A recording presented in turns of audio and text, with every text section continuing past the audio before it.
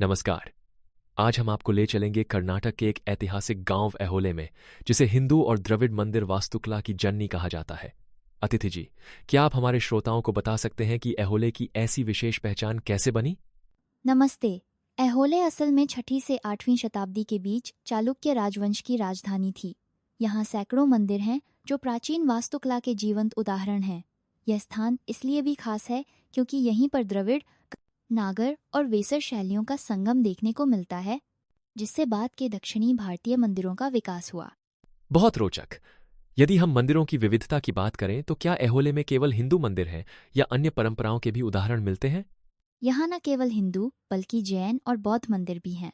उदाहरण के लिए मेगुती जैन मंदिर और 2 मंजिला बौद्ध मंदिर सांस्कृतिक विविधता को दर्शाते हैं। इससे पता चलता है कि ऐहोले हमेशा समावेशी और आध्यात्मिक संवाद का केंद्र रहा है।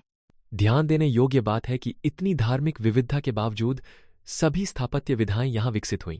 अगले हिस्से में हम ऐहोले के प्रमुख मंदिरों पर विशेष रूप से चर्चा करेंगे। हमारे अगले खंड में हम ऐहोले के 2 प्रमुख आकर्षणों की ओर बढ़ते हैं, दुर्गा मंदिर और लाडखान मंदिर। अतिथि जी, दुर्गा मंदिर को ऐहोले का प्रतीक क्यों कहा जाता है?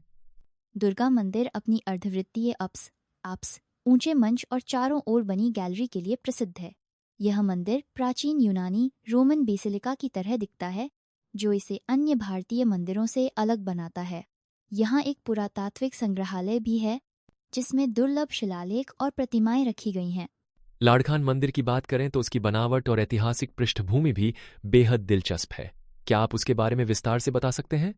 लाडखान मंदिर दरअसल शुरू में सभा मंडप और विवाह मंडप था। बाद में इसे मुस्लिम सेनापति लाडखान ने निवास के रूप में चुना था। यहाँ शिव, विष्णु और देवी के प्रतीक मिलते हैं, जो इसकी मिश्रित धार्मिक परंपराओं को दर्शाते हैं। शिल्पकला में लकड़ी की झलक भी दिखती है, जिसे पत्थर में उतारा गया है। यह उदाहरण वास्तुकला में निरंतरता और नवाचार की मिसाल प्रस्तुत करते हैं। अगले भाग में हम ऐहोले के अन्य प्रमुख मंदिरों और गुफा कला की ओर बढ़ेंगे। अब हम ऐहोले के उन मंदिरों और गुफाओं पर चर्चा करेंगे जो कम प्रसिद्ध होते हुए भी अद्भुत शिल्पकला के उदाहरण हैं। रावणफड़ी गुफा मंदिर इसका उत्तम उदाहरण है। अतिथि जी, इसकी खासियत क्या है? रावणफड़ी गुफा 6ठी सदी की एक रॉक कट गुफा है, जिसमें भगवान शिव, पार्वती, गणेश और विष्णु के सुंदर शिल्प उकेरे गए हैं।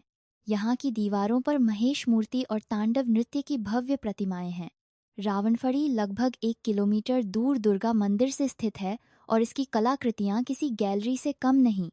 ऐहोले में गुफा मंदिरों के अलावा कौन कौन से अन्य मंदिर दर्शनीय हैं जिनका ऐतिहासिक या सांस्कृतिक महत्व है?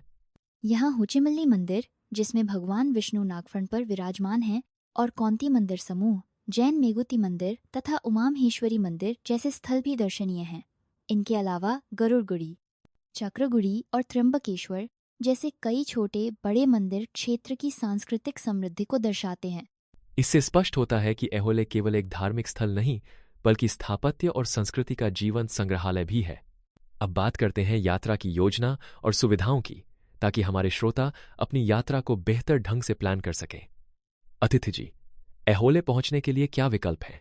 ऐहोले पहुंचना काफी सुविधाजनक है। यह बेंगलुरु से लगभग 450 किलोमीटर दूर है। नजदीकी हवाई अड्डा हुबली 140 किमी है, जबकि बडामी और बागलकोटे निकटतम रेलवे स्टेशन है। सड़क मार्ग से भी बसें और टैक्सियां उपलब्ध हैं। रुकने और खाने पीने की व्यवस्था कैसी है? खासकर यदि कोई परिवार या विदेशी सैलानी आए तो उन्हें क्या ध्यान रखना चाहिए? रहने के लिए मुख्यतः बागलकोटे और बडामी में 3 या 4 सितारा होटल उपलब्ध हैं, जो ऐहोले से 30,035 किमी दूरी पर हैं। स्थानीय भोजनालयों में कर्नाटक का पारंपरिक भोजन मिलता है। विदेशी सैलानियों के लिए भी मूलभूत सुविधाएं उपलब्ध हैं, हालांकि उन्नत होटलिंग सुविधाएं बड़े शहरों में ही मिलेंगी। अंत में, अगर कोई अपनी यात्रा को और समृद्ध बनाना चाहे तो ऐहोले के आसपास के कौन कौन से स्थल देखने चाहिए? आसपास के दर्शनीय स्थलों में पट्टदकल 14 किमी दूर और बडामी 35 किमी दूर शामिल हैं, जो यूनेस्को विश्व धरोहर स्थल भी हैं। दुर्गा मंदिर परिसर में स्थित पुरातात्विक संग्रहालय भी अवश्य देखना चाहिए, जहां प्राचीन मूर्तियां और शिलालेख संकलित है। इस तरह ऐहोले न केवल वास्तुकला प्रेमियों बल्कि हर जिज्ञासु यात्री के लिए एक अनमोल अनुभव है।